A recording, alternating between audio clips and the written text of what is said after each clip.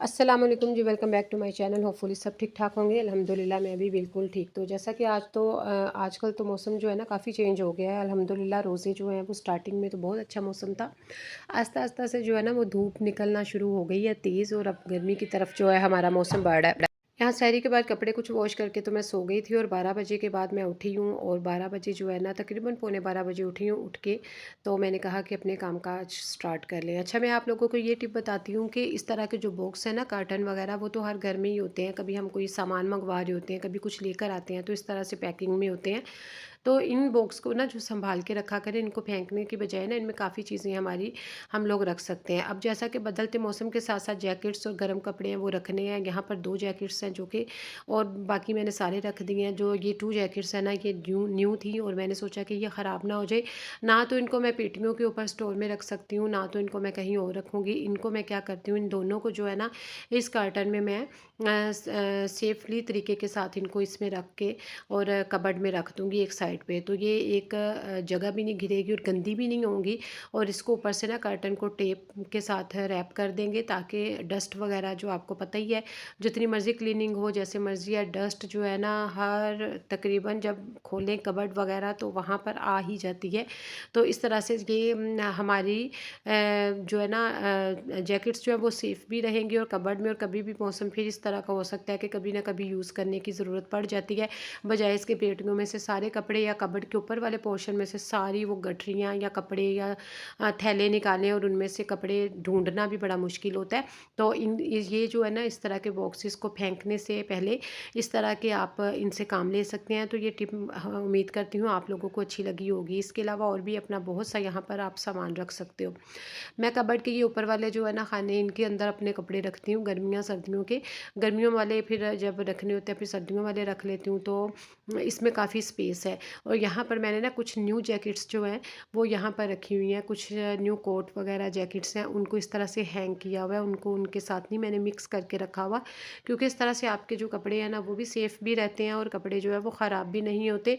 और जो है ना इस तरह से उनको साथ के साथ ही पैक करके रख लिया करें, ताकि वो फिर आपकी कपड़ों की जो है ना एक मुद्दत है वो काफ़ी देर तक चलते हैं। जब तक आपने पहनने हैं वो ख़राब नहीं लगते, और उनका स्टफ़ मटेरियल भी सही रहता है। नीचे ऑर्गेनाइज़ कर लें चीज़ें आप इस तरह से, केबिन में कुछ और भी रख सकते हैं। तो ये भी एक बड़ी मुफ़ीद टिप है। अच्छा जी, जब भी आप अपने बाथरूम को साफ़ करें तो आपकी जो ये बकेट वगैरह और इसको लाज़मी साफ़ किया करें।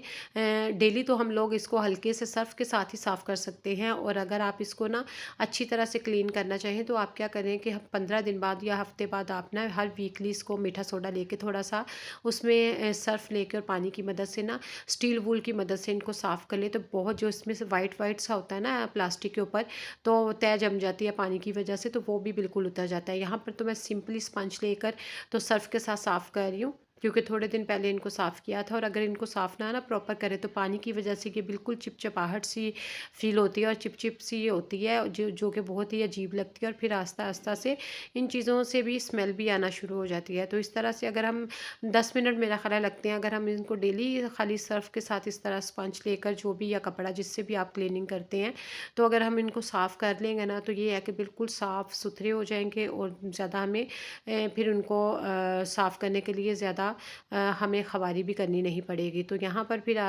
साथ हाथों के हाथ ना इनको साफ़ करने के बाद मैंने पूरा बाथरूम भी साफ़ कर लिया था। ज़ाहिर है संडे है, संडे को हेल्पर नहीं आती, जब कभी ज़रूरत हो तो बुला लेती हूँ, फिर उसके भी अपने काम होते हैं, उसको भी कहीं जाना पड़ता है। तो मैंने कहा कि टाइम के टाइम ही फिर ये है कि ज़ोहर से पहले पहले ना अपने सारे काम निपटा लूँ, ताकि उसके बाद फिर नमाज़, और उसके बाद तो फिर ना इफ्तारी की तैयारी और नमाज़ कुरान पढ़ो, और साथ ही किचन का टाइम हो जाता है। और वैसे भी ये है कि आजकल जो है ना इसी तरह से रूटीन एक डिवाइड कर लें ना हम लोग अपनी रूटीन को रमज़ान में भी, तो बहुत ईजी रहता है कि ये मेरा टाइम है, इसमें नमाज़ पढ़नी है, ये मेरा टाइम है, इसमें मैंने कुरान पाक पढ़ना ही पढ़ना है, ये मेरा टाइम है तस्बीह और दुरूद पाक पढ़ना है। तो इस तरह से हमारी इबादत भी हर तरह की होती रहेगी, और हमारा जो टाइम है ना वो भी बच जाएगा, और हमें दिली जो है ना मुतमिन भी बंदा, सेटिस्फेक्शन भी रहती है कि भाई अब मेरी रमज़ान में इबादत हो रही है अल्हम्दुलिल्लाह। और इसी तरह से वरना कामों में अगर लगे रहे ना जो बेतरतीबी है ना, उससे बचने के लिए थोड़ा सा प्लान कर लिया करें, छोटी छोटी चीज़ों को भी प्लान कर लेना, बड़ा इजी हो जाता है। यहाँ पर मैं बना रही थी चिकन कौरमा, और बिल्कुल सिंपल सी रेसिपी है, कोई इसमें मैंने यूज़ नहीं की कि बहुत ज़्यादा तेज़ मसाले, और बिल्कुल हल्का सा नमक मिर्च रखूँगी। आप भी अगर सहरी के लिए और इफ्तारियों के लिए आजकल रखते हैं ना, तो उस जो स्पाइस होते हैं, नमक मिर्चों का कम यूज़ किया करें, क्योंकि वो सारा दिन के लिए हमारी बॉडी को, हमने सुबह से कुछ खाया नहीं होता शाम तक, और फिर डायरेक्ट अगर हम इस तरह से मसाला जात खाना शुरू कर देना, तो हमारी जो है स्टमक जो है वो बहुत ही ज़्यादा तबाह होना शुरू हो जाता है। कोशिश किया करें इस तरह के जो पैकिंग वाले मसाले हैं बहुत कम यूज़ किया करें। मैं बहुत कम यूज़ करती हूँ, ये पिछले महीने के भी कुछ एक दो पड़े हुए होते हैं। हाँ, गेट टुगेदर कभी होता है, कभी स्पेशल होता है, तो फिर मैं करती हूँ। अदरक लहसुन का पाउडर भी यहाँ पर पड़ा हुआ है। तो यहाँ पर ये है कि नमक मिर्चों का ही सिर्फ घर के जो मसाले हैं ना, उनका ज़्यादा इस्तेमाल किया करें, कभी कभी इनका भी यूज़ कर लिया करें। जो न्यू है चैनल को देखने वाले, उनसे रिक्वेस्ट है, चैनल को कर लें सब्सक्राइब, बेल आइकन के बटन को प्रेस कर लें, ताकि आपको नई वीडियो का जो नोटिफिकेशन है ना, वो आपको मिलता रहे। अब यहाँ पर शाम का टाइम हो गया, तो किचन में इफ्तारी का टाइम भी साथ साथ चल रहा है, और अल्हम्दुलिल्लाह इफ्तारी भी 10 मिनट के बाद होने वाली है। तो यहाँ पर मैंने जो सुबह कपड़े अपने वॉश करके यहाँ पर डाले हुए थे टेरेस पे, इनको समेट लूँगी। उसके बाद इफ्तारी करेंगे। दुआ में याद रखिएगा। Take care. अल्लाह हाफिज़। Bye bye.